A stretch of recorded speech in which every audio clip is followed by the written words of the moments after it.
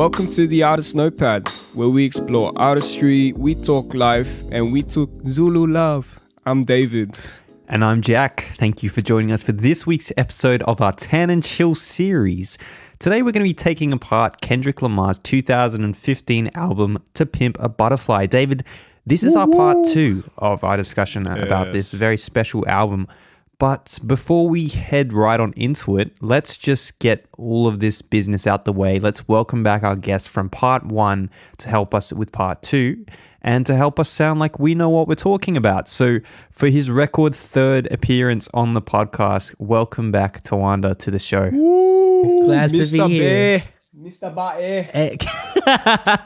Lol. Thanks for coming, man. Thank you for having me. No worries at all. Sick to be here. It's nice and cozy. It's taken us a bit of time to get started. We've had some technical difficulties, but we are on the roll now. Everything hopefully will be sounding good by the time you guys hear it. Yeah, definitely. I hope so too. But before we kick it off, I just wanted to send our condolences because unfortunately we lost a great man today. Chadwick Boseman has passed away from cancer, unfortunately. Most notably, his most notable performance was in Black Panther as T'Challa. So Wakanda forever, Chadwick forever. Rest in peace. R.I.P. Definitely, yeah, man. Sad death, bro. Yeah, it is. But we gotta keep moving. Let's just kick on into this. So let's do a quick recap on our part 1. So we got up to the last track we did was You. And so that means the first track we're going to be doing is All Right. So does anyone had any new reflections about what we talked about last week? I know that I've given the album another listen through. Anyone got any insight into anything? Maybe any opinions changed from last week?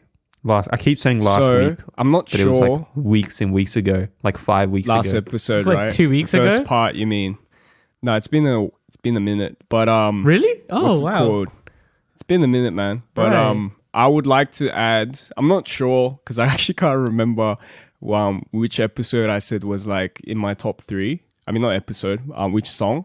But I would like to add These Walls into my top 3. And I'm quite solid about it because I had a fresh listen today. But I grabbed some, or I learned some insight on These Walls. And Genius was my source of information as well as YouTube and other sources. But so These Walls talks about 3 different ways that it could be interpreted. And it talks about the walls of a woman, like the inside of a woman. Oh. Which is very interesting. And it's saying that because I think the song is based off Kendrick Lamar sleeping with the killer of his homies. Yeah. Killer of his homie, like homie's girlfriend or something. So he's as an act of revenge, he's sleeping with the killer of his homie's girlfriend. Wow. And like, if these walls could talk, and that's why if you look at the lyrics of it, right, it talks about, let me pull it up real quick. That to me makes a lot more sense. I was actually going to say, listening to that one again, I did feel like there was something there that we weren't like there was a getting. sexual innuendo that we kind of, it says sex, and then it starts with a woman moaning, but we kind of went past that. So, we kind of went past that. Yeah, that's so true. Wow. It says in the intro, sex. If these walls could talk, if these walls could talk, and then it's like sex. It's like, okay, it's about sex.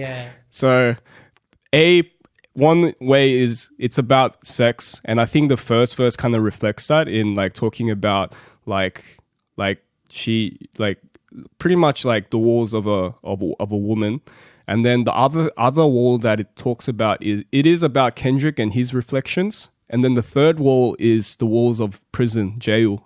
So as the listener, as the killer finds out about the affair that Kendrick has with his girlfriend, he will start to think this way about like what he did and like like the reflections of the killer of his homie. So when I found that out and like the storytelling Kendrick has in These Walls, I was like, bruh.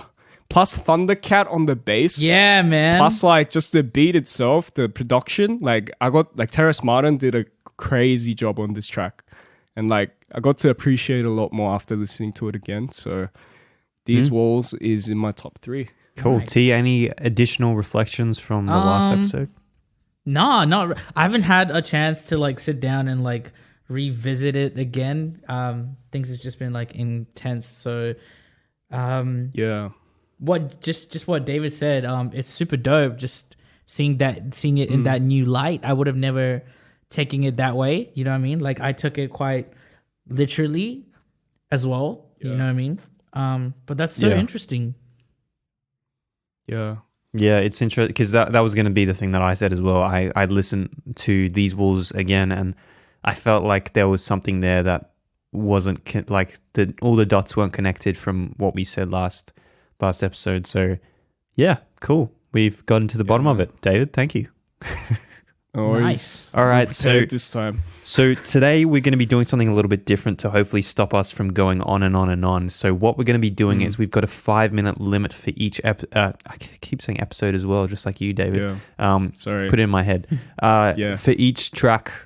So we're up to track 7 and we're going to 16. So that's 10 tracks, including obviously 7 and 16. So we're going to have 5-minute limit. That doesn't mean we have to talk for 5 minutes about each track, but let's try and stick between, and you guys will hear when the alarm goes off, and that's when you know you need to shut up. Yes. Unless it's super dope and we're on a really good point, then we'll hit the snooze button on the alarm. Not allowed.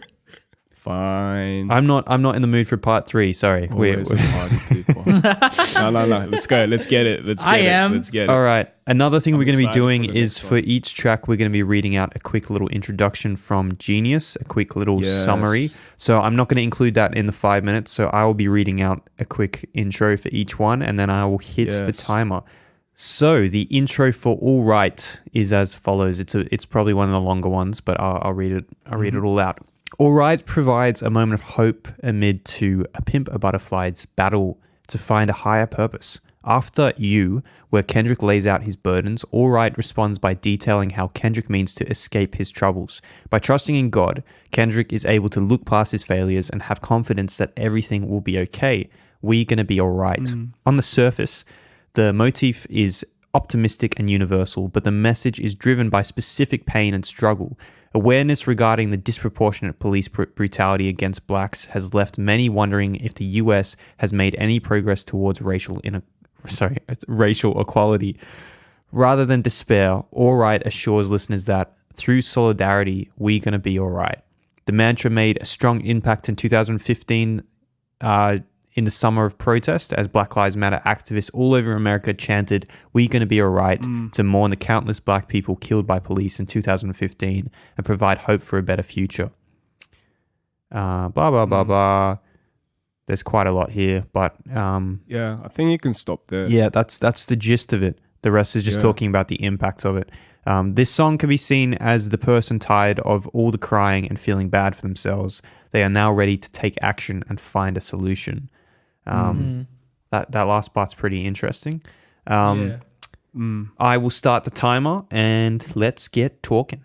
So, any reflections on that about section, or do we want to jump into it? I feel like maybe I don't know if you want to include this in the 5 minutes, but just reflecting on how it became like an anthem for BLM movement, which is quite interesting because I feel like it surfaced back this year as well. With that issue really arising back up, I started seeing people chant this song. So it's definitely like an anthem for the BLM movement and black people. Yeah, definitely. Even today. Yeah. Especially like around when the protest started this year, like it was very prominent. It seemed to be like one of those anthems moving forward. And yeah, it's just... It's such an interesting song to me because like it's really like I think that's the one that I listen to the most out of in the whole album, even just for casual listening.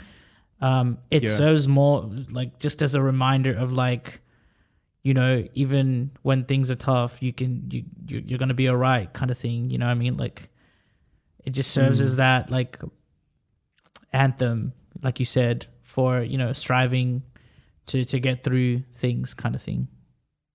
Yeah. I guess we can talk more as we start the timer, because I already have started the timer, guys. Okay, cool. What I wanted to add is one other thing of how it flows from the album is that it's such a stark contrast from where we left off when we talked about You, because You was such a dark Kendrick, and his performance on that song was like crazy, as we talked about in the last episode. Like definitely, like I think he even mentions it in like an interview somewhere where it was the hardest song to record. And did one of us mention that last episode? I don't know, but that makes perfect sense because of the obviously the crying voice that he's using. Like that would take a lot from the throat. Like, yeah, man. And how crazy are the visuals for the music video? Man. It's titled like God is Gangsta, and it adds on another track, I think, For Free. From memory, I think it's For Free that it adds with it, which I thought was interesting too. Right. But interesting. So cool. This goes into my top 3 as well. I don't know about you guys. Yeah, this is my top 3. Yeah. Nice. Yeah. Cool. Because same as You, T, like it was like the most played song.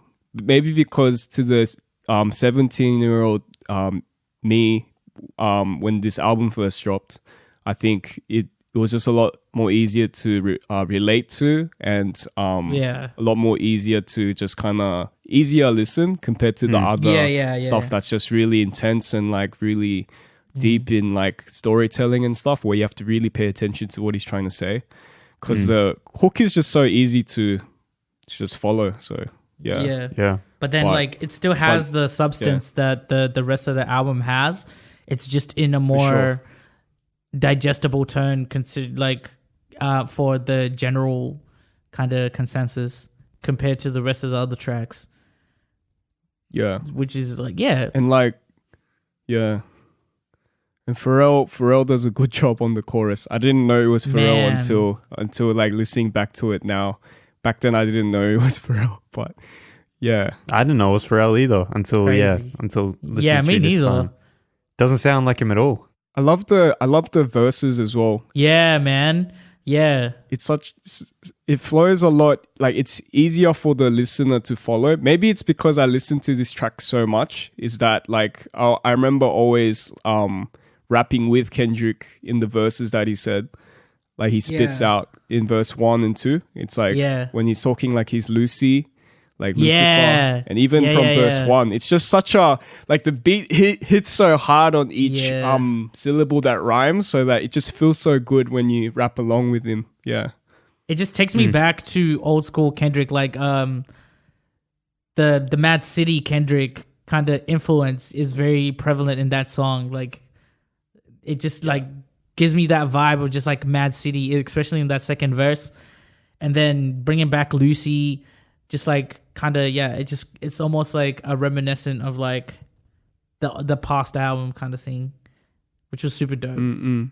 Perfect. Well, guys, dang, I actually want to say more. I just talked about how much I like it, but cool. All right, well, let's move on from All Right. I feel like we did that. I don't think there's too much in depth to All Right. I feel like it is just, as you said, like that anthem style. So let's move on to For Sale, which is the second interlude.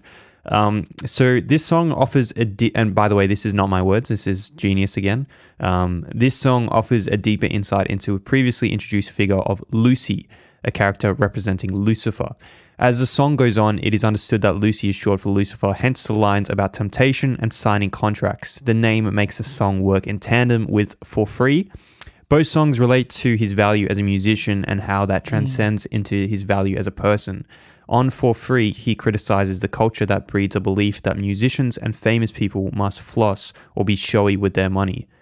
Here, he juxtaposes that criticism with the seductive nature of the hip-hop lifestyle, namely the bling culture, and the idea that once an artist signs a deal and receives their advance, all their dreams will come true. Yeah. Interesting. Yeah, definitely. So, like, for me, I feel like if they don't both make my top 3, the 2 interludes are very close to being in the top 3 for me. I love both the interludes. I think they're great tracks. Especially this one doesn't even feel like an interlude, really. Like I feel like this one feels like a full track. I'm not sure. How long is it? I don't have it up right now. It's 4 minutes 51. Right, that's a pretty long interlude. Oh no, it's a bit longer. Yeah, no, it's 4 minutes 51. Right. Yeah.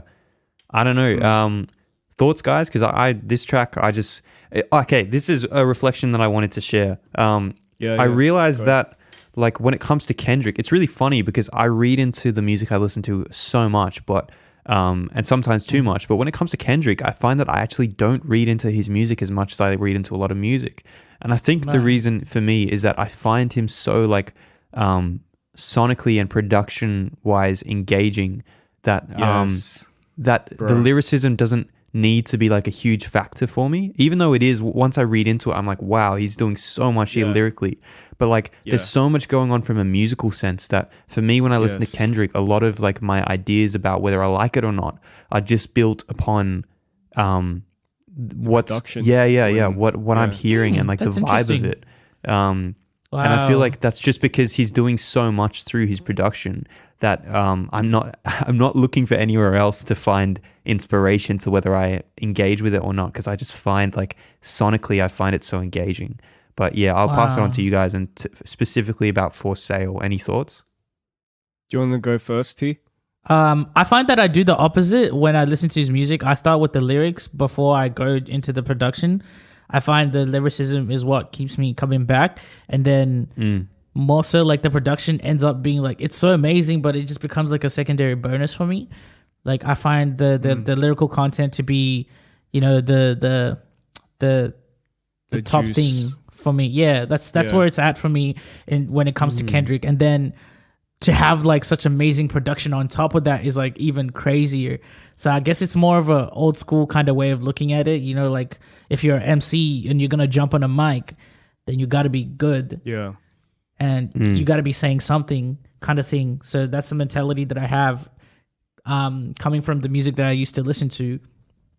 And in terms of this specific song, I like the conversation that he has, the nature that, like, how he structures the conversation with Lucy, and then just the flow. Really, it seems so effortless, but then, like, it just plays to the nature of the track itself.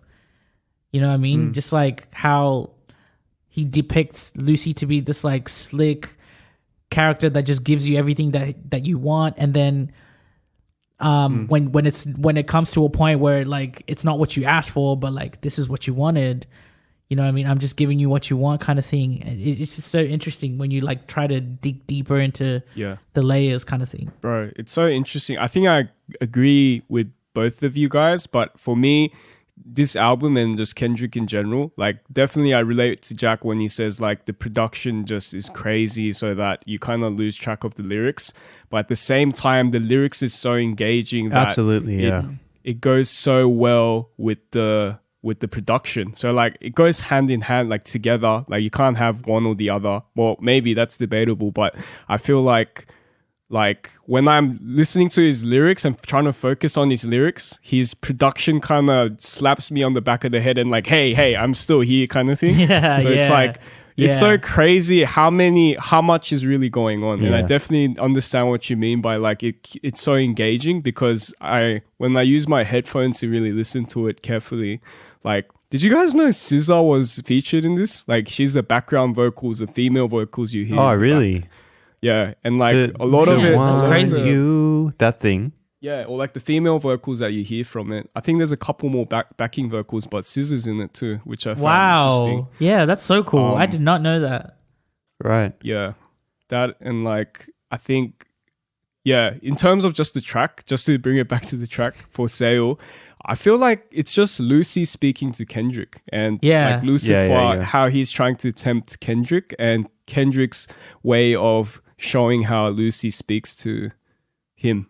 And, like, basically, like, if you're, like, how it starts, like, they say if you're scared, go to church, but remember he knows the Bible too. Yeah, And then, yeah. Right. Then that, and like how he kind of the Lucy's, like he plays Lucy and he ends his last verse with like, all your life I watched you and now you all grown up to sign this contract if that's possible. It's like, I know you're gonna come back to me regardless, so I'm just gonna be waiting and like keep pushing at you all the things that I can give you. So like, I interpreted that as God knows the Bible too, because I thought it was trying to say like Kendrick is like, he's going to church but he's really like succumbing to temptation. So like, man, dang, we're just going into the juicy. Well, I just thought that because like God knows the Bible, like he knows exactly where he's going wrong. So it's like he's going to church, but it's really like for show. That's how I interpreted it. But that makes a lot more sense. Like, it could also be the same thing with Lucifer, like, because Lucifer was an angel too. So like it could also I interpret think it as the Lucifer. fact that like Lucifer knows the Bible too. Yeah. All right. Well, that was it for that one. Let's move on to... Okay. Yeah, that was quick. We need to tighten this up. That was so quick. Let's move on to Mama.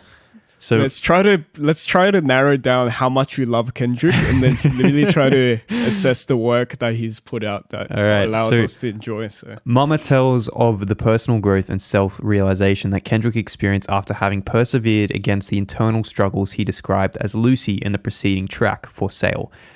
For Sale ended with Kendrick's poem, the evils of Lucy was all around me, so I went running for answers until I came home. Kendrick's mention of returning home can be interpreted as many different ways at the same time. Kendrick literally returning home, Kendrick returning to Africa, aka the motherland, and the song Mama, Kendrick returning to his former pre-fame self. Although he never explicitly stated, there are some hints to suggest that Mama is in fact referring to Africa. For example, take note of Kendrick's conversation with the boy in verse 3 and the final poem Kendrick recites in Mortal Man. The song is also reminiscent of Tupac's Dear Mama from 1995 album Me Against the World. Funnily enough, the two albums were released almost exactly 20 years from each other, and both Dear Mama and Mama come ninth in their respective track lists. That's interesting. And that sounds like a very Kendrick thing to do. That is. Yeah. That definitely is. That's so interesting. T, let's start with you. I'm starting the clock now. With like the track, man, that's a tough one. The track is super dope for me. But I'm lost in my thoughts, man. Okay, David, let's go to you first. Yeah, David, start off, man. Sure. I had the honor to. What's it called? I feel like definitely it's like he loves Tupac, and he even has a conversation with Tupac at the end of the song or like end of the album, but which is dope. But I feel like again it's a lot of inner dialogue that's going on in Mama, and I feel like Mama makes so much sense once you find out it's about going back home, but at the same time it's about him going to Africa for the first time and really finding out about his roots and stuff like that.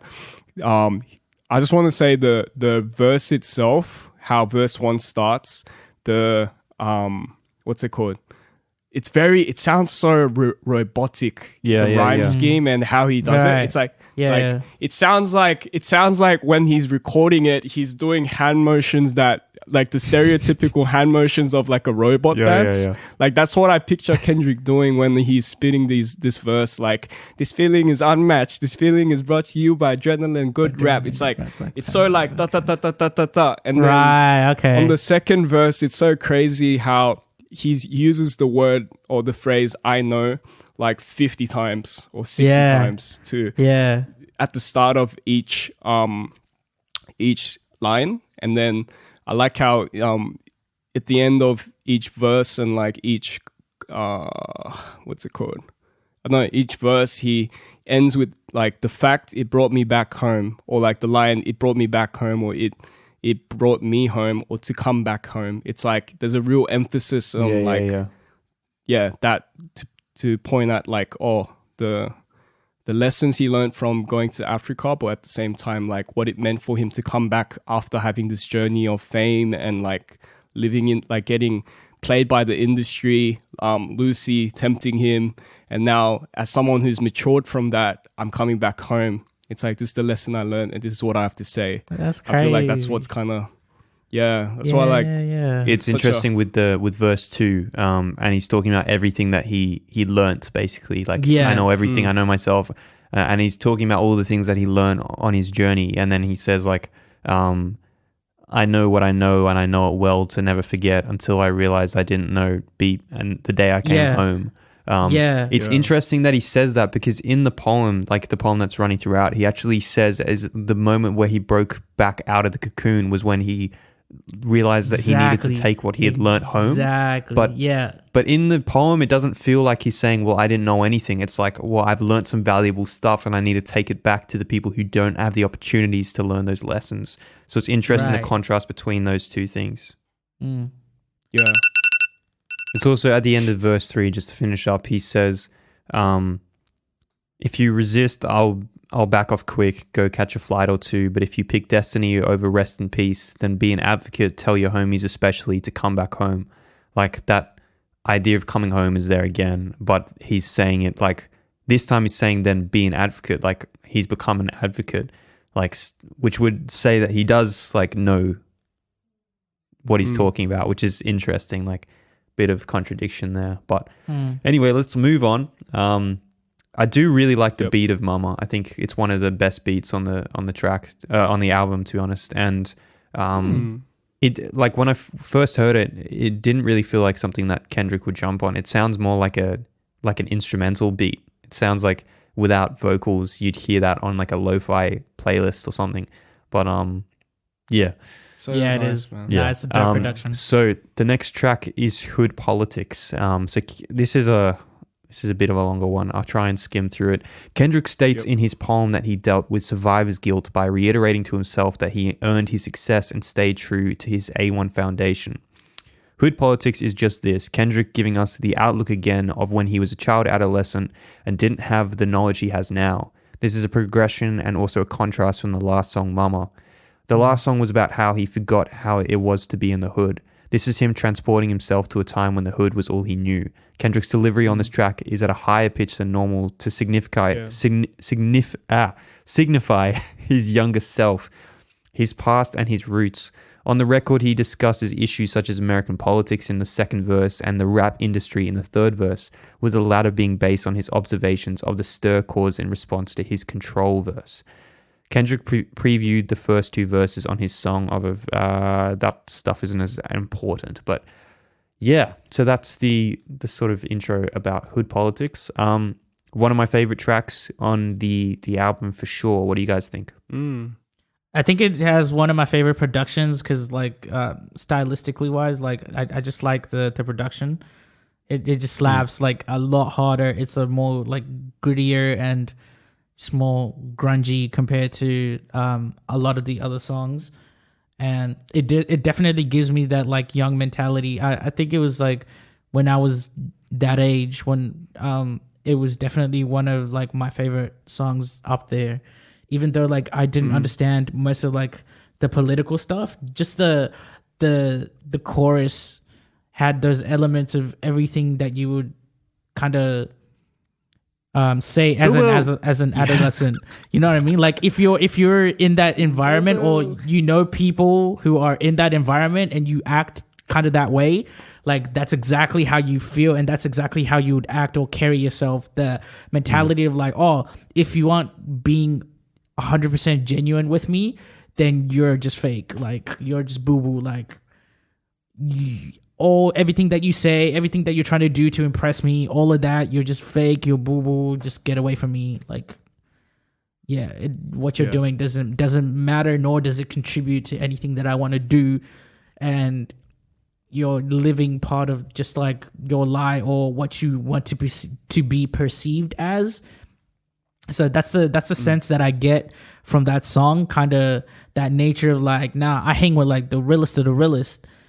So if you're on that fake, or if you are trying to do certain things to impress me and my friends, like you're kind of, you're not worth it. Kind of, that's the underlying notion that I get from the song.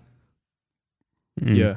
I love the production as well, and I guess we keep pointing to that, but like the ghastly voices that are backing up his verses and like what Kendrick's saying. But I definitely feel like this is one of the more harder Kendrick tracks in the album. Like there's so much like gangster energy as he spits the rhymes, and like right from the get-go, I feel like Kendrick's trying to be like, this is my thug side that I've been growing up in, living in Compton, and this is what I represent. And even if I want to point out, like the poem runs throughout the album, and if we look at where we're up to in the album and where it's reflected, when you look at the poem, right, it says trying to convince myself the stripes I earned, or maybe how A1 my foundation was. It's like I was just trying to prove like I'm still from the streets, I'm still from like my home, I still rep Compton kind of thing. And even from the title, it's like hood politics. And then it's like, I know about what goes on in the streets. I know about the gang life. I know about what like this and that.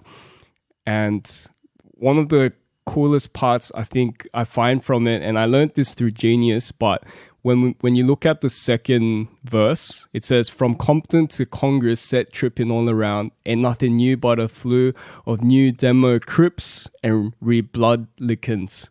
And that's a reference to like a governor of Minnesota or something named Jesse Ventura, but he talks about how the government is basically like Bloods and Crips, like Demo Crips and Republicans, and like it talks about how Kendrick's basically saying like you point fingers at us that we're the like toxic people in society or whatever, but you guys are doing it in a worse, like greater scale kind of thing.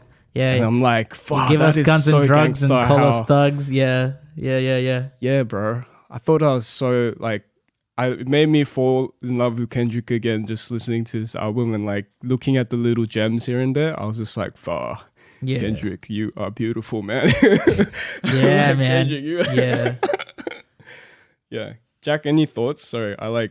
No, you guys keep going. You're on it. Yeah, man. Okay. Nah, the energy, bro. The energy is crazy in this track, man. It just, Have you ever heard like Kendrick do a live of this one? He doesn't do the high tone pitch like voice, but like he just sounds so much more gangster because he does it in like his deep tone. But you got to check it out later when you, like how he does this live. It's crazy, bro. Yeah. I also feel like it has something to do with the part of the poetry where. No, not the poetry. The part of the conversation where he's like, sometimes you just be rapping and like you just get like some kind of energy and you don't know where it really comes from. And then Tupac responds and says, and then he says like, it's like, oh, the dead homie's like talking to you. I feel like there's also that element in hood politics, especially when he's talking about his A1 foundation. Like there's a lot of people that he 14 years later going hard like we used to on the dead homies. That's that element as well, I feel.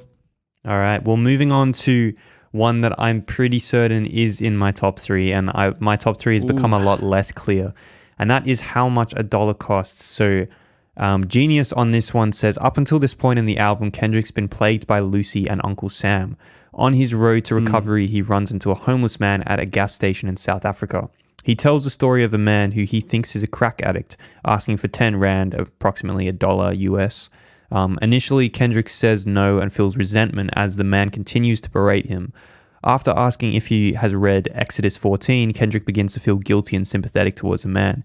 His selfishness towards which he attributes his success eventually comes out most in his interactions with the homeless man. At that point, the man reveals himself to be God. His selflessness and unwillingness to give the homeless man $1 has cost him his place in heaven. This revelation harks back to the parable of the sheep and the goat. Kendrick then repents in the outro, asking God for forgiveness. It's only now he's free of Lucy and Uncle Sam he had to be humbled to be humble, pointing out that the figurative value of $1 is far higher than the literal value of $1. On December 9, 2015, President Obama named this record as his favorite of the year. Wow. Dude. That is amazing. The storytelling. Can I just say this one thing and I'll let you guys speak? But the storytelling on this track is insane. Incredible. Incredible. Insane. It's so interesting. Well, I think we had a great conversation about this in part one, because we sort of were jumping a bit all over the place in the start. But I misunderstood this one. And David, you pointed me in the right direction. And listening back, it makes a lot more sense now. But I really love this track. And I think once again, the reason why maybe I missed the point a bit is because I do get so distracted by the production on some of these tracks, especially this one. I'm vibing with it so much that like I'm struggling to like vibe and also concentrate on all the lyricism at the same time. Right. But yeah, I love this track. I love the storytelling, as you said, like the back and forth that he's going on in his head. The metaphorical nature of the homeless man. And to me, this feels like a real story, but his interpretation of it feels to me like this actually did happen. That he did run into this homeless guy, and this was like, it went like, there was a bit of back and forth, but basically Kendrick ended up walking away and saying no. And he was thinking back on it and like, oh, I should have done that. How much would it really have cost to just give the man $1, you know? And I feel like that's what shaped the foundation of this. I feel like it carries some of the energy from hood politics into it, especially at the beginning. And just in regards to how he treats this man, it almost seems like he's very much about what he has, and he doesn't want to give that away because he's like worked so hard to earn that. And just that energy of like almost like staunch kind of energy. That's how it feels. Because when he's talking about him, and then he's like, oh, he's looking at me some kind of way, feeling some kind of like disrespect kind of thing. And I was like, oh yeah, that's that like hood mentality kind of, yo, why are you looking at me the way you're looking at me kind of thing. And as the story progresses and he keeps going, you can tell like the man wears him down, and to the point where, you know, at the ending where he's talking about like, I've washed my hands, I've saved my grace, what more do you want from me? Like this man has like brought him down so much to the point where he's questioning like, what more do you want from me? I've already given a lot, and now you're asking me to give even more. And he's on, but then the context is different because he's talking about just $1. But then that could also, you know, translate into different things, into different notions, and it could be something that's applicable in like multiple ways, kind of thing. And it's just so interesting because that's how I look at most Kendrick's music. Is just how does that correlate to something else? Yeah, I find it really interesting, like the placement in the album as well, because it almost feels like this track should have come earlier, because this feels like when at the end, like it still feels like Kendrick's reaction was very immature, and it was one that was not at all like I guess considered, like the way that he's coming across in some of the other tracks on the second half of the album. Like we just got off like him talking about all the things he's learned in the world and how he's bringing it back home, and then he encounters someone who's in like one of the worst places that he's encountered someone, and he's just straight away just like, nah, like what do I owe you? Like, what does he say? He says he's looking at me like what is it? Like I'm supposed to save him, like I'm the reason he's homeless and asking me for a favor. He's staring at me, his eyes following me with no laser, and it's interesting, like how he's talking about how much he's learnt, and then he gets put in this situation and straight away just goes on the defense and just like tries to protect what he's like gotten from the game, I guess. Yeah, I mean, it gives me the energy. Sorry. Go. You shoot. Go. I was gonna say like I feel like it's perfectly placed considering that it's it's transferring the energy from hood politics into the scenario at the beginning. So that's why I feel like it's in the perfect place for it. Yeah, I guess I just mean that like it feels like he's almost relapsing into his old mentality, like at this stage in the album. Yeah. I feel like, so what I wanted to say to that is that I feel like he is filling the gaps now. He broadly said what he learned, and then this is now going to detail about like what he learned in Africa. Like, cause this is based in Africa, and like gas station. Dang. Finish your sentence. You shouldn't have given us like the go on that one, bro. You gave us it at the start. I wanted to hear you guys' perspective, but I thought, like, just to finish my phrase, it's like, I think one thing that was really cool about this is, like, you guys mentioned some of it as well, but then it's like God testing him through his experience of God, him feeling like God is testing him through the encounter with the homeless man. To the homeless man, the dollar is like worth a lot. It's like he could survive another day. It's a really big thing. But in the verse, we can see Kendrick's thinking of like what he sees in the hoods, of like, just to add it back to what you were trying to say, T, is that like he sees that he's seen homeless people and what they do with that money. So his reason of like being selfish, but at the same time thinking this guy's just another crackhead, he's going to spend it on like drugs kind of thing. And then in the end, God reveals himself and he's like, dang, like help me turn, like right my wrongs. Let me like wash clean from this and like have a fresh start kind of thing. And yeah, I'll just leave it at that. But cool. All right. So heading into the next track, Complexion. A Zulu Love. Yes. It's one of my favorites. This is one of my favorites. Me too.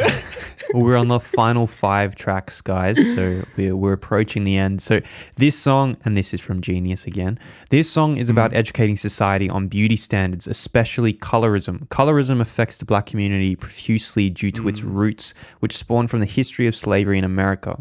In the song, Kendrick details the importance of loving all people no matter how light or dark. In an interview, Kendrick described the song saying, "The idea was to make a record that reflected all complexions of black women. There's a separation between the light and the dark skin because it's just in our nature to do so, but we're all black. This concept came from South Africa and I saw all different colors speaking a beautiful language." Thoughts? This is, can I start and just say, yes, same, bro. This is in my top 3 as well. So this is anywhere in the David, I'm pretty sure you said about like 6 tracks in your top 3 by now. I know, right? Yeah, bro. I just said I love. I said I love every single track. This one is definitely in my top 3. I actually can't remember what I say is my top 3, but then like I'll clarify at the end maybe. But this is definitely in my top 3, bro. It's so hard for me to choose a top 3 from this album. You don't understand, but yeah, I really love this track because I think. I just love the production. Like it's in my vibe. Like the whole beat, the instrumental, the flow that Kendrick plays with, and I love the beat change in the song as well. How it changes, and then Rhapsody comes in with her old school style. But one of my favorite lines in this track that Rhapsody says at the end of her verse is "Black is brown, hazelnut, cinnamon, black tea, and it's all beautiful to me." It's like, yeah, it's like, queens. Yes, I'm like, man, this is such an empowering song for black people, but at the same time, I feel like it's universal in the sense that like it's not only like pushing for black people, but there's a sense of unity in all skin tones that I kind of feel like I get from the track. Of course, there's an emphasis on black people, but it's like there's not like it's all love. It doesn't matter what shade, what kind of color. So it's not just like, it doesn't segregate or like take off any other skin tones, but it's more like, yeah, we should all be in unity kind of thing. But yeah, that's my starter. But what do you guys think? I think that it's interesting because I think that I've actually forgotten to set the timer. I'll give us like 4 minutes from here. I think it's like, it's interesting because colorism, I think, is something that a lot of white people are ignorant to. I've spoken to numerous white people and they've got no idea what it is. I always knew what it is, but I didn't realize how bad it was until like I had some conversations with like some black friends about it. And because like for me, it's obviously like as a white guy, it's never really been a problem. Like it's funny. I realize that white people are the only people who want darker skin generally. Like everyone else is trying to get lighter skin, like whether it's or not. Everyone else's cultures, they have parts of them who want light skin. Let's put it that way. Yeah. Like in the Asian community, like it's the idea of like I think it's the same roots in the black community, but I'm not sure. I know in the Asian community it's to do with like the darker people were the workers. So they're out in the sun all day, and so like it was considered as a class thing. I don't know if it's the same in the black community too. You can clarify that for me in a sec, but I think it's really a really important conversation that that Kendrick's talking about, especially given like a lot of this album is about black people standing together and not like fighting like civil war, like about war, like uniting together and not fighting each other. And I think this track is about that. It's about like black people stop, like you've created racism within your own race, like and he's just discussing that idea of like once again like not sort of taking each other down, but just like appreciating each other as black people and not like segregating us further into like darker black people and lighter black people. Definitely. I feel like in the black culture, in terms of skin whitening or just bleaching, I feel it has to do with just beauty standards, like David said before, like or Jack, I think it was in the brief. It just has to do with beauty standards and just being told that the lighter you are, the more beautiful you are. So people, I feel like in the African culture, they do that to give off that persona of like, oh, I'm more beautiful now because my skin's lighter. And it just ties to the song. That's why I love the song. This song has more meaning to me personally because it gives a good example of what self-love is, and not just only self-love, but just like general love for people. It's just so loving. And it's the only track where I believe that someone did a better job than Kendrick on the whole album. The way she rapped, the flow, the way she tackled the topic, and just how she went about it it was just everything to me. Like it's where I based a lot of things when I like learned about love, because it was just so innocent and just like, so it wasn't profound. It was just something so simple and so natural, looking back at little things that people love to do. Like I remember she paints one scenario of like watching like movies at school, and like that just takes me back to just like happy moments, and then it builds upon that and on black love, brown love, whatever title they want to put it on, just love in general, and just being able to love someone. And my favorite line is just the being dark doesn't make you stupid line, because that's a very profound line, I find, because there's been elements where people have treated other people a certain way because they're darker. They treat them that like they're stupid, they don't know what they're doing, kind of thing. So I find that line to be the most profound part of the track. Can I just add one more thing? Nope. Because like, okay, cool. Go for it. Nah, what was it called? It's cool that you mentioned that, Jack, earlier when you're like talking about what's it called? Hypocrisy of like inner fighting within the same race, same color. It's like he mentioned that in the next song, and so we can talk about it there. But one cool thing that I want to add to what Kendrick did through this album is like it made fellow black people listen to what he had to say. And one really cool thing, and I respect Kendrick more for this, is that he talks about Bloods and Crips a lot, and one thing he did is collab with I can't remember which company, but he did a thing where he added a white shoe, and it was blue at the back, and I think on the heel of some parts of the shoe, and on the other shoe it was red and had some red tint, so blue and red to represent Bloods and Crips.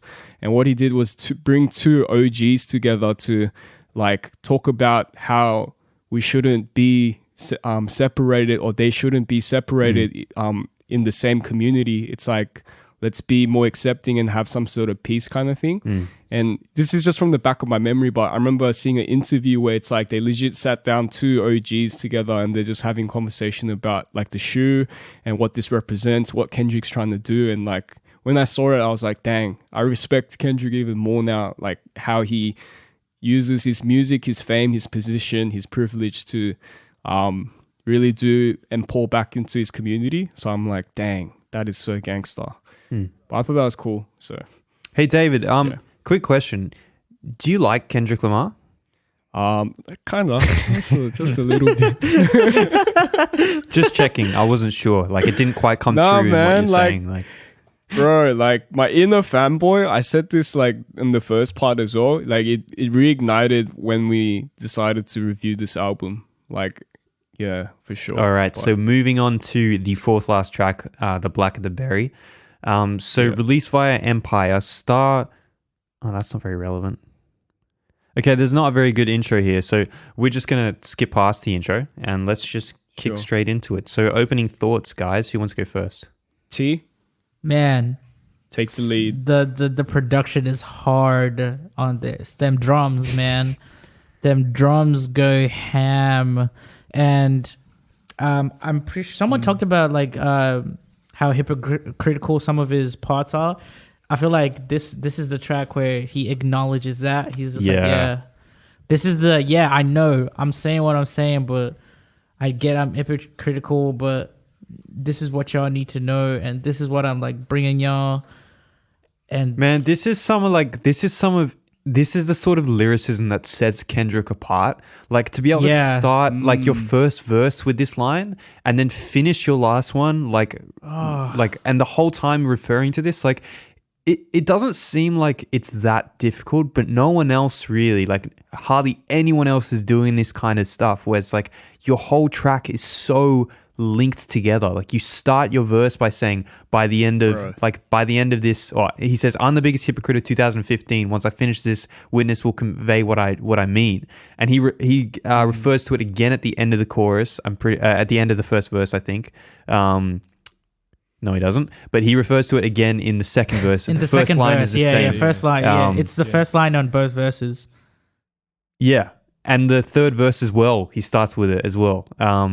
And then like he finishes the whole track by like saying why he is. And it's like that whole thing of he's literally like keeping you on the edge of the seat. It's like foreshadowing what he's going to say. Like no one else is like, I don't hear other people doing that. Like it doesn't seem like it's so impossible, so out of reach, but I don't hear anyone else doing that kind of writing. Like it's just so simple, but so clever, you know? And like, yeah, definitely. And it's not like it's a mic drop moment really. 'Cause he's saying like, yeah, I'm a hypocrite. He's not saying like, oh, I'm a boss. Like it's not like at the end he's just like saying how sick he is. At the end he's saying, yeah, I'm a hypocrite, and like I'm admitting it. Like this whole song, I'm being hypocritical, but this is what I believe and this is what I've done. So just take me how I am. Oh, funny you said that. That's crazy. One cool thing I found. Oh, sorry. Keep going. No. Go on. It's all good. Yeah. I just wanted to refer. I feel like it's another Tupac reference because it says the blacker the berry, the sweeter the juice. It has a lot different tone to how Tupac uses that line. I think it's in Keep Your Head Up. Song Keep Your Head Up. Yeah, Keep Your Head Up. He says, Tupac says, the blacker the berry, the sweeter the juice, the darker the flesh and the deeper the roots. It's like there's a lot of like pride in like having the black skin color or like being black, but then in parts of how Kendrick uses this, if you look at the pre-chorus that reoccurs like a couple times, he talks about how the blacker the berry or the darker the skin, like it's more prone for people to get, like he uses the blacker the berry, the bigger I shoot. It's like he's talking about like issues in the black community as well. It's like I think it's pointing fingers basically like straight at cops, but at the same time talking about how, you know, like about himself being a hypocrite in like how he doesn't feel like he's doing enough for the community or like turning back from the community, and like looking at the music industry as his new boss, or like how he does things kind of thing. But yeah, it's funny because like, oh man, the chorus, like Assassin with the chorus, he's true to his name, man, because he literally murders the beat like with that. Definitely. It's just it's crazy. It just hits so hard. It's just I wish I could do something like that because it's so crazy. But yeah, just adding on to what you were saying, David, the whole Black of the Berry, the big ass shoot kind of thing. I even get like a sense of the black on black crime kind of thing, like the whole previous to the other track, the black people or just ethnic people in general kind of committing crimes against each other, shooting each other, gang violence, all that kind of stuff. That's the essence that I get from the Black of the Berry, the big ass shoot kind of line. And then the whole track is just it's hard. It's interesting you say that as well, the blacker the berry, the sweeter the juice, because the way I interpreted it was like the blacker you are, like the more sweet the success feels. That's how I interpreted it. Interesting. Oh, okay. I also the bigger I shoot is like obviously the blacker I am, the higher I shoot for the success, but I don't know which. Interesting. Oh, okay, that's cool. Because I also feel like growing up, I've always heard like the blacker the berry, the sweeter the juice, but I feel like it was in reference to our culture. Just like the more culture you have, like being able to just like show off your culture kind of thing, like the I know that's the original sense of the phrase, but I sort of thought that Kendrick was playing with it, but maybe he isn't playing with it at all. Maybe it's just like the original phrase. Maybe that's just what he's saying. He's not saying anything more. But yeah. All right. Well, I forgot to set the alarm again, but I think we reached the end of that one. So let's move on to the final 3 tracks. So the next one is You Ain't Gonna Lie, Mama Said. So the songs, this is quite a long one. I'll try and skim through it. It's based on the idea of the loudest in the room is the weakest in the room. There's more references to Tupac in this with Lie to Kick It, which is 1997 track, and also Ice Cube's You Ain't Gotta Lie to Kick It in 2000. So there's definitely like some referencing to some of his idols. It's a powerful message of the figurative purgatory that rappers and entertainers can enter if they are not stratospherically successful, yet not anonymous enough to return to their hood without receiving unwanted attention. There are racial undertones here, and the use of stereotypical black imagery paints Kendrick as a hood figure, but it can be applied to other aspects in life where you feel pressured to perform or act in a certain way. Kendrick's rational side is warning the listener not to lie for respect or personal gain. This furthers the album's message as portrayed in tracks like For Sale and For Free. Yeah, interesting. Like it definitely is all about that idea of like, don't lie to get what you are. Otherwise it will there's nothing sustainable in that. Like, and I've heard a lot of people talk about this, people who like have a voice in the media as well, saying like, if you always speak your truth and you don't like, you don't try and say what you think people want to hear, then when those things inevitably change and someone like digs up a tweet from 3 years ago, they can say, what did you mean by this? And you can fall back on exactly what you meant because that's what you did mean. And you weren't just like on the hype train trying to say what everyone wanted to hear and trying to like be what people wanted you to be. If you're just authentic to yourself, then you can say, hey, well, I don't think that anymore, but that's where I was then, and now I've grown. You don't have to like look at all the times you've contradicted yourself because that wasn't really you. And it's interesting Kendrick like addressing this like with obviously the character he's talking about trying to sort of lie his way into their group. Into their company, should I say. Yeah. Can I just say, this is, okay, I know I've said this, like, you guys are saying I said this so many times, but This track No. is in my top 3. No. Let me clear this out, all right? Let me clear the story straight. Top I know I've been saying 300, guys. Yeah, I know, right? I know, right? I've been saying, I've been hyping up like legit every track, but just to clear things out, right? So this track, All Right, and Complexion are in my top 3. So none of those ones in the As of first today. half that you said were your top 3, none of those No, count anymore? I didn't say those were. I didn't say any were top 3. I swear. Wow. From Yes, you memory, I'm pretty did. sure. Did Yes. I? If I can did, someone I'm look that sorry, up? but Can someone, these like- are my top 3. Someone check. Yeah, someone look that up. You just said I'm these interested walls now were in to your see. top 3. You literally said it on this show. so You funny. said these walls are in your top 3. Oh, really? Yeah. Oh, At the start, you said these walls So are definitely hard. my top 3. That's so funny. Dang. Don't choose a You top 3, you man. No, okay, fine. I'll replace these walls with Meanwhile, you've got This 2.5 won't end. minutes to finish Yeah, your man. point. top 4. This Or won't even end. start it. Top 4. What was I gonna say? I think this song it's so cool because it's quite simple and straightforward in like the message it portrays. Like if we just focus on the chorus of it, but it's basically, I think it speaks like you don't have to try be a fake version of yourself to like make yourself fit in or gain respect.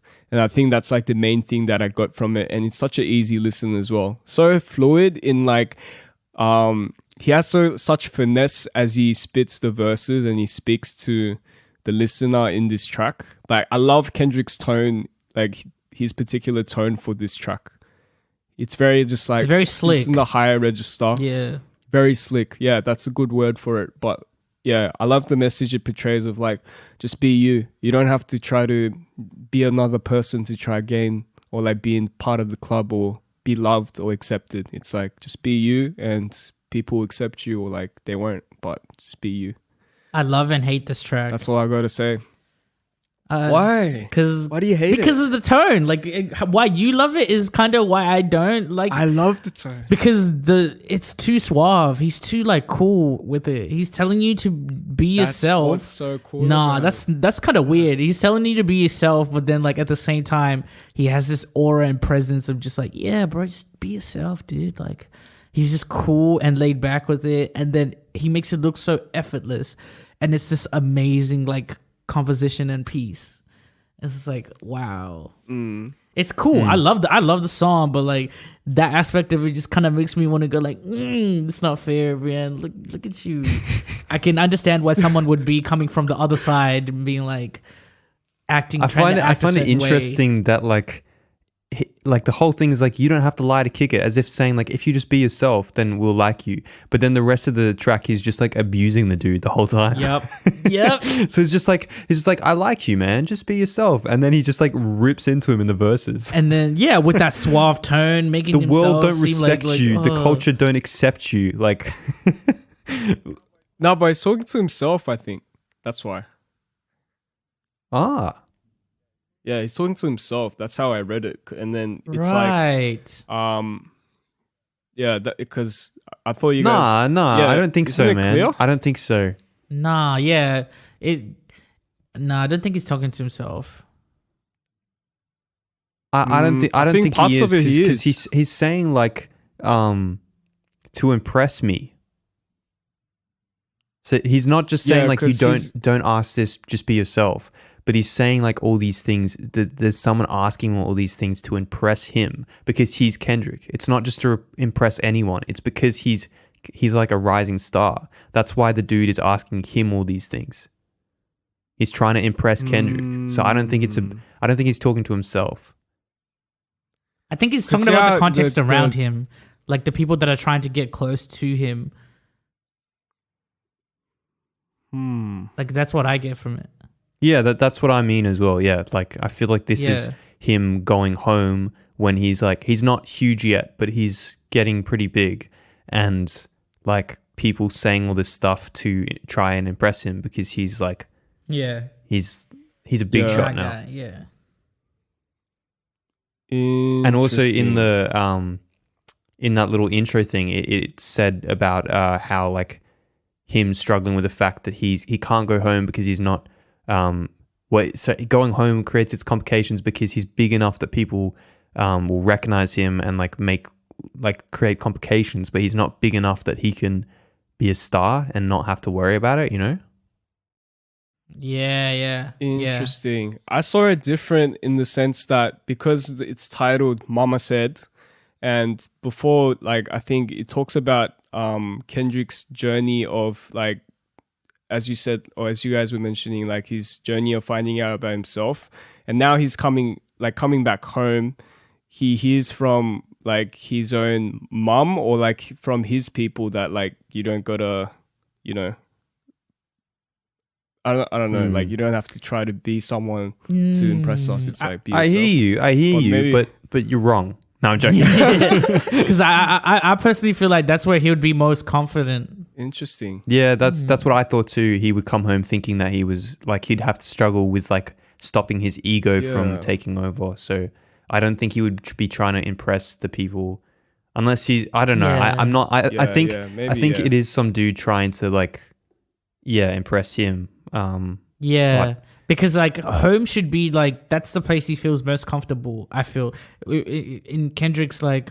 What I've seen so far of just like general stuff about Kendrick, it seems like home is like the place for him where he feels like 100% him and he's surrounded by his friends. So it gives me that the kind of sense that like if it was someone else who's not a part of like his homies or like the people that or his friends or family trying to come in, that's when he's kind of got his guard up and he's like, nah, bro, you don't gotta do all that extra stuff to, just to kick it. Yeah. Well, let's move to the second last track. Sorry, David. We need to kick it. Yeah, I heard the alarm. I just wanted to ignore it. I just wanted to keep talking. So this is in my top 3, I reckon. Really? This track, the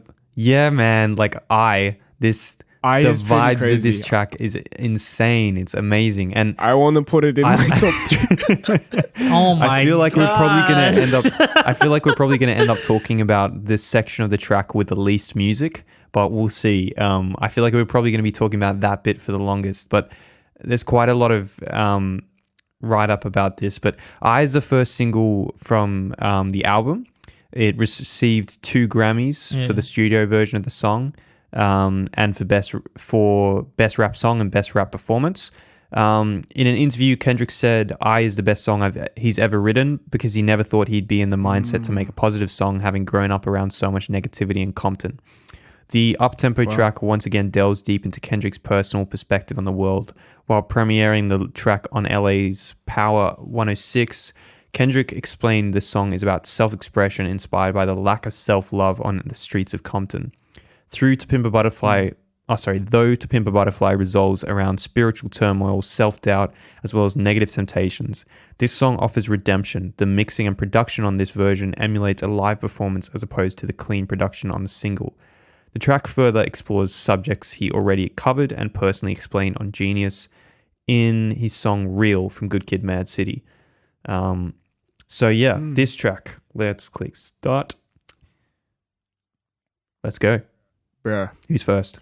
The first section of the track didn't stand out to me because of the single, because the single was so dope. So I was expecting that. I love the fact that the single and the one that made it onto the album are different, because what made it stand out was definitely the second part. I couldn't care much about the first section of the track because I have the single for that. That's not part of the album. In terms of the body of work, sure, the second part of the album makes it all flow together in the context of the album. So that's what I appreciated. It gave new meaning to a word that I always heard around all my African friends, that I use as well as a musician. It gave it a new meaning, and it also gave it new context, and it just made me. I think it makes more sense aware. In the context of the album. That's what I said. I thought you said the first half doesn't though. No, I'm talking about the second half. How I appreciate that the single and the one that made it onto the album are different, and the second half of the track had more meaning for me. That's what I said. Because he already got to hear the single when it was released. So like as a this single. different version, which is like this different version adds an extra layer because it has so many gems, like the end portion of it, plus like the live element of the sound. And like, yeah. And just like just the redefining of like the word, the N-word, and just how you gotta the implications of that word, and how you gotta realize the way you're using it. It just brought that. It just highlighted that nature to me, especially around where I grew up, and just my friends, and just how we talked to each other. Before, it just seemed like it wasn't a big deal, but then like realizing the context is like making sure that like you're treating each other well and not abusing each other using words, and not realizing how strong words can be given the right context, kind of thing. That's what the poetry at the end kind of highlighted for me. And the fact that like it was a message addressed to Oprah on how like sensitive the word is, and the redefining of it based on African context. It's just so interesting. David, you got anything? I just love the whole sound of the track as well. It's so upbeat. It's so like, it makes you want to get up on your feet and just start dancing kind of track. And it's such a stark contrast with the other track, You. And I feel like it's meant to be seen that way on Kendrick's journey throughout the album that we see, especially if you follow the poems that are at the end of certain tracks. I feel like we see a whole different type of Kendrick, someone who's come out stronger compared to where he was at rock bottom when he was at You. So I feel like you can kind of see the two and compare how far he's come on his journey and where he's reaching as he enters like the end of the album. But yeah, I think it's so dope what he does with his verse at the end that's included in this version, like the album version of I. But yeah, I think that's it for me. I think it's just like, it's pretty cool. Yeah, I just love the pretty cool. like the spoken section, like when Kendrick stops the music, like I just think it's not on my watch. Not while I'm up here. Like it's just so good. And like, once again, talking about like stop fighting like between you guys. Yeah. Like I love that message where it's like Kendrick talks a lot about the things that Black people are like suffering with externally, but he also talks about the things that are happening internally as well. And I love the way that he sort of flip-flops between the two and balances it without making it too... To me, it never feels like too much emphasis on either or. Like, it's obviously easy for me to say as a white dude, like maybe there's probably some Black people out there with very strong opinions about how like he's talking about stop being a victim. He says that, or stop playing into being the victim, I think is more accurate. But I'm sure there's some people out there with very strong opinions about someone saying that. But yeah, I just really love the way he executes this track and like makes it, like ties it all together. Like I feel like that interlude section, that interlude isn't in the single, right? No, it isn't. The single is a full version, and he goes ham in the single. Like it gave me everything I wanted. So when I saw it, that the song was also a part of the album, I was kind of like, oh, but then it was a different version. And I was like, oh, and that second section just kind of, that's what really did it for me. Yeah, I love the way he tackles the hook. It's my favorite chorus on the album by far. I love the way he tackles it.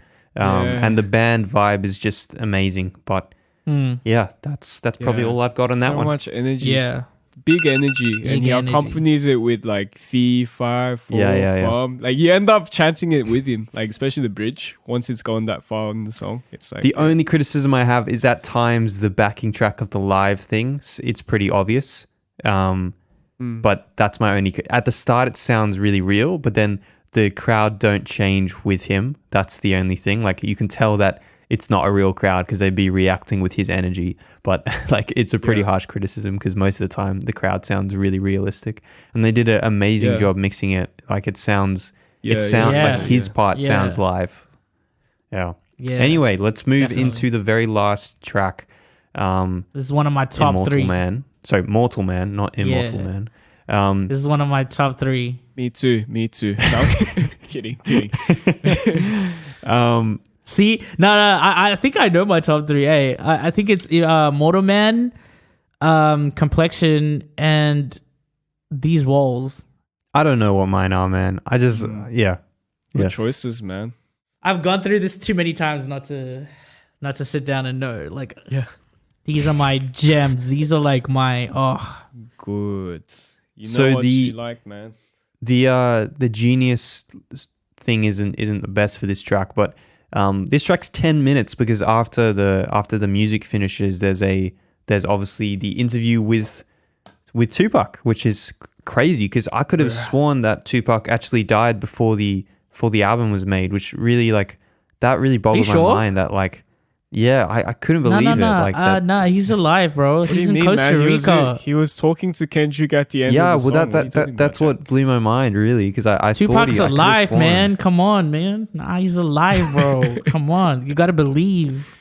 Yeah. Have you seen just that doesn't picture want you to with know. like him and Rihanna? Have you seen that picture? No, I haven't seen. There's that this picture of Rihanna with a guy who looks literally like it's. I find it too far.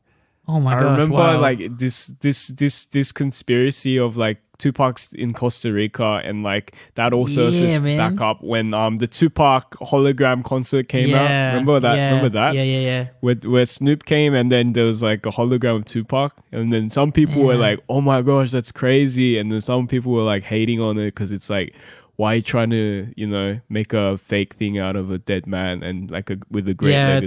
It's kind of messed up when you think about it. Like they're still they're profiting off of this man, and he's passed away. Like, it's kind of weird. But there's all these like edited pictures of like people keep putting. I don't know why Rihanna, but they keep putting like editing pictures of Rihanna into photos of Tupac. Really, I haven't seen. Yeah, if you just Google Rihanna Tupac, there's heaps of different versions where like they edit her in for some reason. I don't know. So weird. Interesting. Yeah. But I love this song, man. Such a great way to end the album as well. Yeah, I feel like this song is the most applicable in terms of the general public because, especially like right now. With everything that's happening, it's that moment where this actually came up. People were at the point where they were asking, yo, where's Kendrick at? Why hasn't he said anything about anything that's happening right now? Why is he so silent? Why is he not on social media? He was showing up to a lot of the rallies and stuff, but then this is exactly what he was talking about at that moment. I've learned so much things and I've brought them to you guys. But I'm not perfect. I'm still a human. I might make mistakes, but are you still going to be there when things hit the fan? Like when things don't always go right. So are you guys going to like stick through it and be there for the whole ride? Or are you just going to, leave me at my worst? That's not where I thought you were going with that. I thought you were going to say, because like, I thought you were talking about like Kendrick not coming out and speaking against people who are basically being cancelled, and like Kendrick basically talking in this track about like all these people who he sees as idols and the people around him saw as idols, and then something happened like it hit the fan basically, and they just turned on him. They just turned on him straight away. Like he obviously talks about Michael Jackson. I don't have enough information to comment on that, but he basically says like, this is the guy who wrote Billie Jean. You're really going to say that he touched those kids? Yeah. And like, I thought you were going to say like the what he's saying is that like the reason why he was silent about this stuff is because he's not going to come out and just like speak badly about people who he saw as idols. I took it for more of him personally, because now this is exactly what's happening to him. he hasn't said anything about specific issues. He's just shown up and done the work kind of thing. And now people were questioning him. You know, he's in this position of those same people that he was defending in the song, or like that he was writing with in those songs. Now he's finding himself in 2020 in that position. So that's where it kind of kicks in for me. Like, that's how I've seen it, kind of thing. Before, I saw it as like... Are you talking about now, or are you talking about when this track came out? I'm talking about now, but then I was about to just say... Right, yeah, I'm with you. I was just about to say, like, before, I still kind of saw it in that light of, like, personally, for myself, the things that I do. If I did something wrong, are the people that are around me still going to be there when I do something wrong? Are they going to try and support me and help me get out of that situation, or just, like, show some love and try to support me so that I can go through whatever the process is, kind of thing.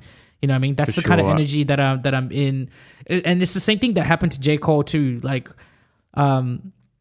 he put something out, and then people took it in a different context. Some people took it in another context. And then a lot of people who were J. Cole fans, they were like, nah, bro, you're wrong for this. And then a lot of other ones were like, yeah, I see where you're coming from. I see what you're trying to say.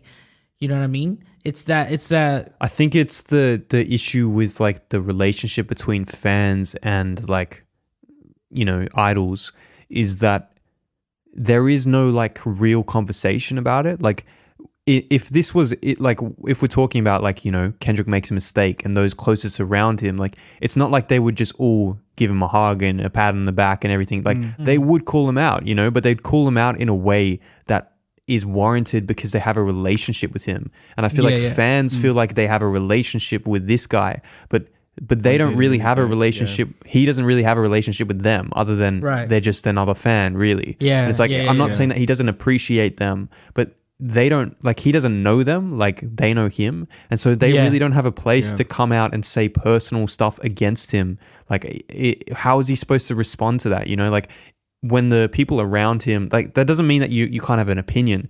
It just means that like there's no point adding him on Twitter when you don't even know the guy. Like, and even if you did know the guy, you wouldn't add him on Twitter. You would, you know, actually speak to him in person and say, look, man, you really screwed up here. Like, and like maybe even give him an earful. But at the end of the day, you're still there to support him. You're not canceling him and just being like, you're on your own. Like, I don't want anything to do with you. Like, especially someone who's done as much for the community. Like when we're talking about him apparently not being there for the Black Lives Matter movement, like as much as he's done for black people, as much dialogue as he's created and art that he's made for black people, for black people to just turn around and say like, where are you? Like, you're cancelled. It's just like, it's just dumb. It's dumb. Like, it's definitely, there's a lot of things to say about it, but it was stupid is on the top of the list. Yeah. That's exactly what that's the point I was trying to make. Just that aspect of like, it came to that pivotal point where a simple action was the basis of what people used to justify their actions, whether they were or against him. That's what I feel like the nature of the track is for me when it comes to when he says mortal man. You know what I'm saying? Like, everyone makes mistakes, and I'm not saying he made a mistake in this particular incident or, you know, in these, like, during this time. I'm just saying to other people, that's how they say it, that's how they see it, and that gave them justification to act a certain way towards him. So it's that notion that like, okay, if the whole world turns against me, are you still going to be around to support me? Yeah. It's interesting because I feel like loyalty, he talks about like one thing I want to point to is like his album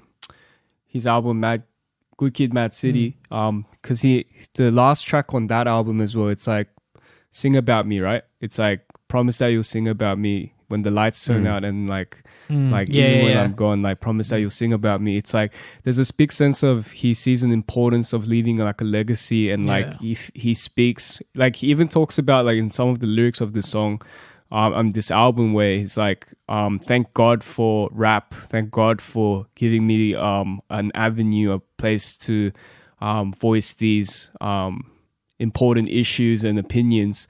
because it's like, now that you are exposed to my reality, now that you know about my story and what I grew up with and the reality that my people live like, and things like that, it's like, are you gonna, when shit hits the fan of like, I think in the verses of here, it's like, it talks about like corrupt cops like planting cocaine in cars, or like somehow bringing people who come into like a leadership position that are in like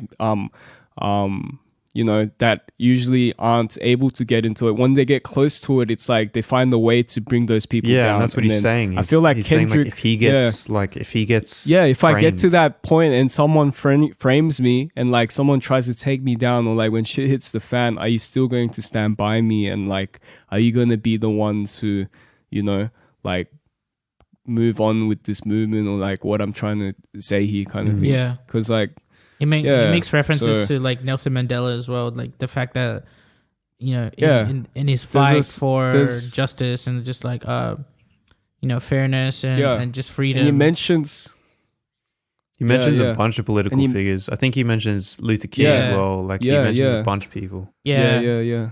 Malcolm X as well, and Moses. He's up there. Moses as well. Yeah, because they're all leaders. Like Michael that's the aspect that I was trying to kind of get to, like from a leadership perspective. Everyone's human. Everyone makes mistakes. So are you still going to believe in those,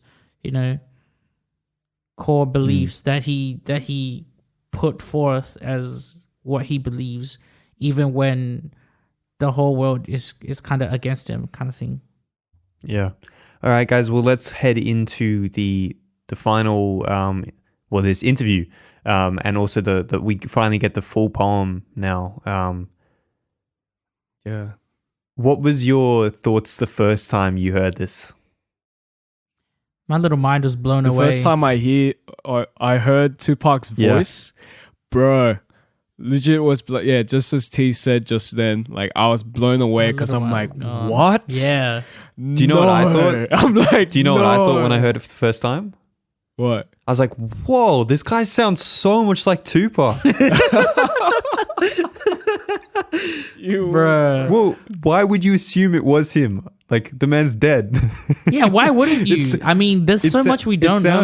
It sounds like such a good, like, real interview. Like they did it so well. It sounds so realistic. They did it too well. Like it took me a few sentences for me to realize, like I see what they've done here. Like it sounds like, and you listen back and it's obvious. But like when I was listening to it the first time and I had no idea, I was just like, is this Tupac's son? Yeah. Legit. Like, bro. No. I love how it wraps up everything that he was trying to portray or like really talk about, and it ends with like a serious tone, but it's like it's not fully unanswered. I feel like a lot of what it gives me goosebumps kind of what Tupac is saying and how much it kind of the foreshadowing was so scary, to be honest. The foreshadowing is just way too it was too vivid now more than ever, and honestly it kind of gets even scarier the more things progress.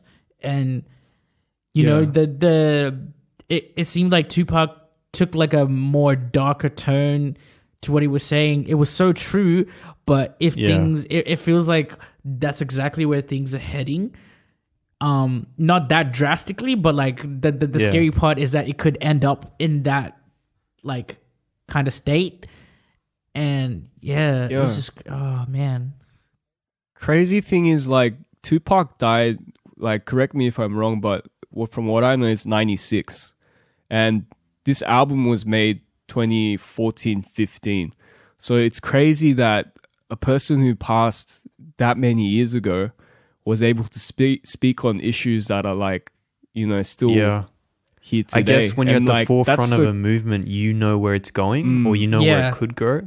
Yeah, that's exactly what it is. And it's kind of sad to see like that what they thought was going to happen came true, because they were fighting for, their rights and their lives long before a lot of those people were in those positions, and just seeing like them being able to interpret what's about to happen and how things are about to go kind of just shows like how stagnant things kind of got for a bit. You know, there's been a lot of like movement in terms of trying to push for change, but seeing as how like things are progressing the way they thought they were going to, it's kind of freaky. Yeah, it definitely is. The part that gave me goosebumps because you said it, David, was like right at the end when Kendrick reads him the poem, and as the music's building up at the end, and he says like, "What's your perspective on that?" And then he's just like, "Park," and it's Park. like this. Park. It's like this idea that he wished it, like this was his way of sort of having that conversation with him. But at the end of the day, he really wanted, like, once he'd finished this project, he was just like, I wish I knew what Tupac would think about this project. And it was like him asking at the end, and like he's never going to get an answer. And it's just like, oh man, bro, I love that. I love that so much. How he pieced this whole interview together, how he implements the poem with the whole work, and the music in the background is so underrated, man. The production, like, bro, it's some of the best. I know I've said that a lot on this album, but some of the best production is the stuff in the background of this like conversation. Like he's literally like, it hugs the conversation so well. Like it hugs the interview so well. Oh my gosh. Like when it's trying to build more tension in what Tupac's trying to say, when it's trying to be a bit more comedic in like what he's trying to say. Yeah. Like the music's more upbeat. Everything, the accompaniment is like, but it's crazy like when you hear the stuff that Tupac is saying, and like the fact that like you can tell Kendrick was reading up on all this stuff before, like, and as he was creating the album, because he references so much of this stuff is referenced throughout the project. It makes me wonder when he actually put this interview together, like whether he actually did it before. Like, I don't know, or whether it was during or whether it was at the end, but I feel like he always knew he'd have something like this. And it's so much of what he's talking about is referenced throughout the whole album and so much of the lyricism. And I think we've sort of, as we've been going, we've sort of been picking out bits and pieces here and there. Like the one that I'm looking at right now is when he says, we're just letting our dead homies tell stories for us. And like, we're not really rapping, we're just letting our dead homies tell stories for us. And like, I feel like that, what was it? What track's that? For the dead homies, what is it? Boo Boo? Yeah. What track's that? Hood Hood Politics. Yeah. And he says, it's like 14 years later, we're out here for the dead homies. And it's just like, I feel like it's all tying it together. And he does such a good job in this album of tying everything together. It's like, definitely. As I've said, this isn't my favorite Kendrick album, but the way it's been put together is genius. Like, it's so clever. It's genius, bro. And it's the sort of thing that you can continue to revisit again and again and again and find more and more little clever bits and pieces that he's put together. That's all I got on this. Yeah. I think like if once you completely listen to and appreciate this album, I think as an artist you kind of get pushed to really stretch your storytelling, how you rhyme, how you delicately place little acoustic gems here and there so that it's more impactful when you say certain words. It teaches you, I think, how to use your tone in voice to portray a message. And like I think like it's such a educational thing that this album is. So like I definitely feel like this is my favorite Kendrick album, but then again I have to really look at Damn to say that confidently, because I've listened to every album except Damn. Like maybe once or twice I've listened to Damn, but not like. I feel like we're gonna have to review that album.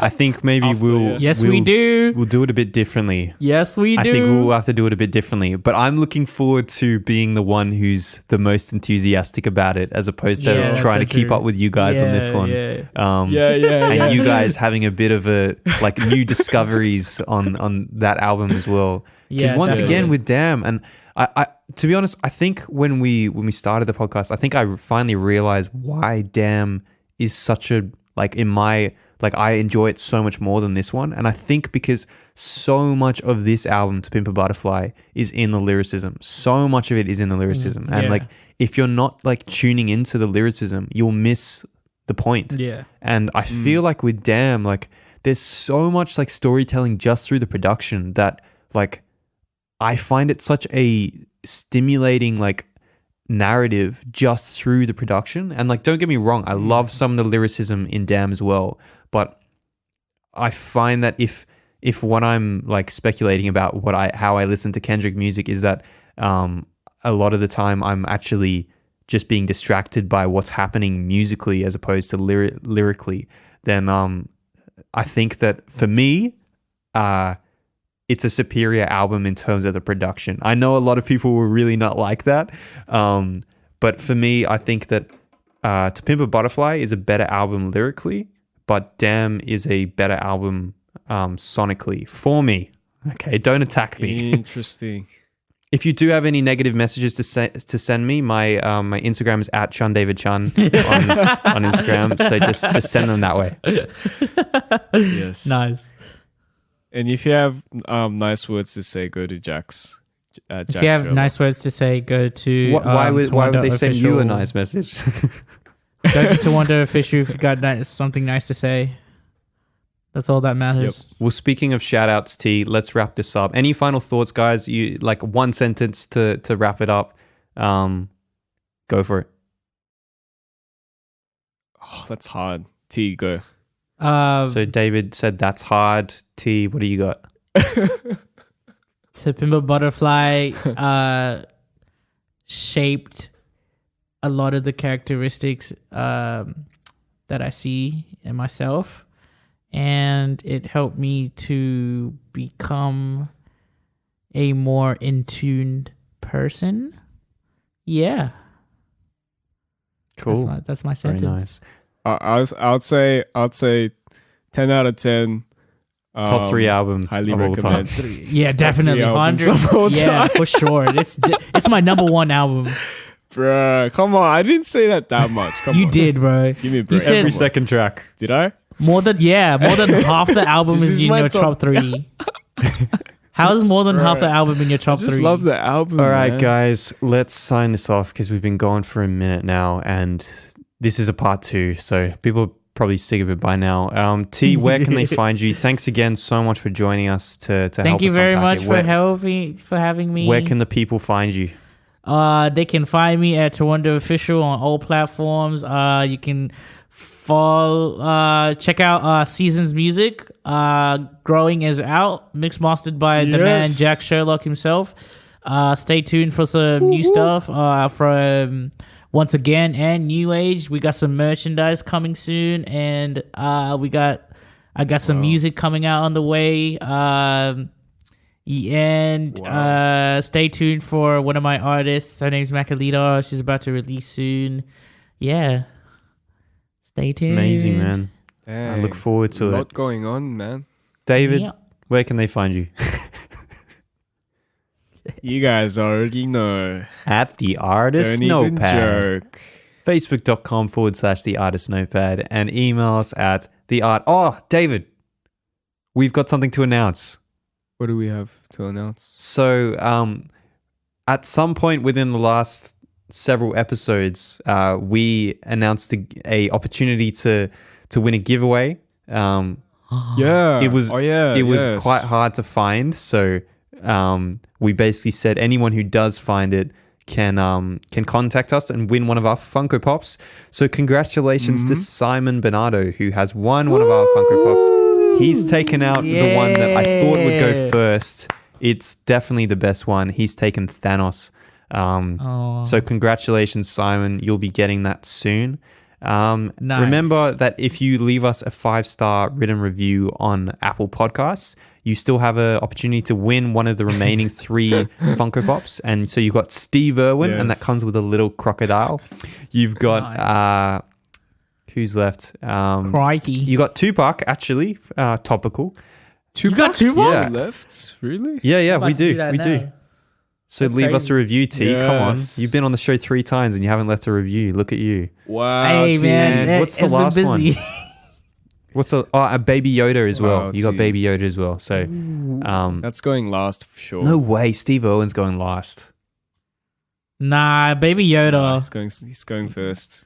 What? Yeah, Baby Tupac Yoda is going tracks. next. Baby Yoda's amazing. I'll keep Baby Yoda if That no one looks wants scary, him. bro. Tupac is next.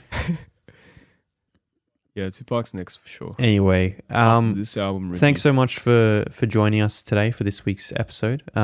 We look forward to coming back next week with another episode of Tan Artistry. We've got a very cool guest coming on, which I'm very excited to talk to. She has some very smooth, upbeat vibes to her music. Very, angelic vibes, David. Angelic. Angelic. That's a good Ooh, word to use. Okay. She's quite a talented artist, I must say.